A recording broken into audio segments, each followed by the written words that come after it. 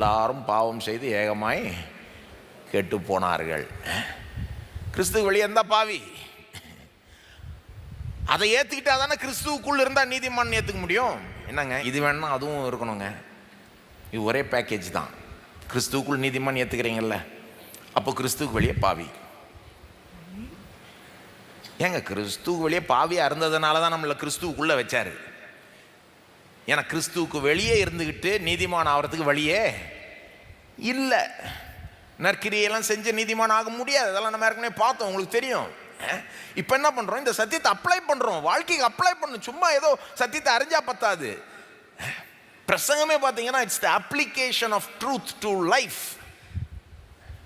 வாழ்க்கைக்கு சத்தியத்தை அபியாசப்படுத்துறது. வாழ்க்கையில் எப்படி இந்த சத்தியம் பயனளிக்கிறதா இருக்கிறது என்பதை காண்பிக்கிறது தான் பிரசங்கமே ஆக்சுவலாக. அதனால தான் அதுக்கு நேரம் செலவழிக்கிறேன் நான். பிரசங்கத்தினுடைய ஒரு முக்கியமான ஒரு கோலே இதுதான். உங்கள் வாழ்க்கையிலையும் ஒரு சத்தியத்தை சும்மா புரிஞ்சுக்கிட்டு தெரிஞ்சுக்கிட்டேன் அப்படின்னு சொன்னால் பார்த்தாது நான் நீதிமான் ஆயிட்டேன். இதனுடைய விளைவு என்ன, இதனுடைய பலன் என்ன, இது எப்படி நம்முடைய வாழ்க்கையை பாதிக்க வேண்டும், பல விதத்தில் பாதிக்க வேண்டும். உண்மையிலே நம்புறோம்னா பல விதத்தில் பாதிக்க வேண்டும். உண்மையிலே நம்புறோம்னா நம்ம கிறிஸ்துவுக்குள் நீதிமான் என்பது உண்மையிலே நம்புறோம்னா அப்போ கிறிஸ்துவுக்கு வெளியே பாவின்றதையும் உண்மையிலே நம்புறோம். கிறிஸ்துவுக்குள் தேவனுக்கு முன்பாக எனக்கு எல்லா தகுதியும் இருக்குன்னு நான் நம்புறோம்னா, நம்புறீங்களா? கிறிஸ்துவுக்குள் தேவனுக்கு முன்பாக நிற்கக்கூடிய எல்லா தகுதியும் நமக்கு எல்லாருக்குமே இருக்கு.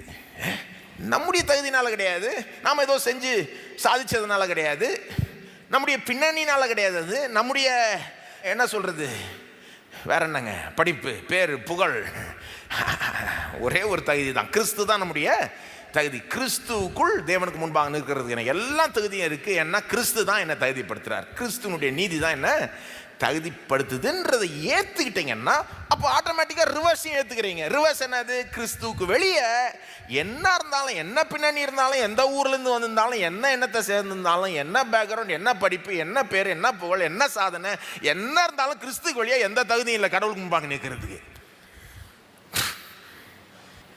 அதையும் ஏற்றுக்கு தான் ஆகணும். அது உண்மைன்னா இதுவும் உண்மை.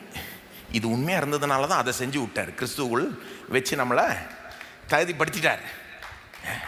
இப்போ உண்மையில இந்த சத்தியத்தை ஏற்றுக்கிட்டா எப்படி இன்னொரு ஆளை மட்டமாக நினைக்கிறது நம்ம?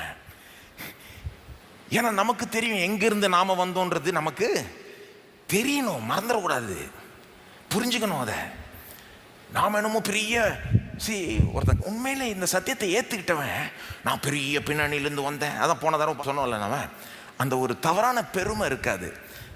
நம்முடைய பின்னணியில், நம்முடைய படிப்பில், நம்முடைய சாதனைகளில், நம்முடைய பணத்தில்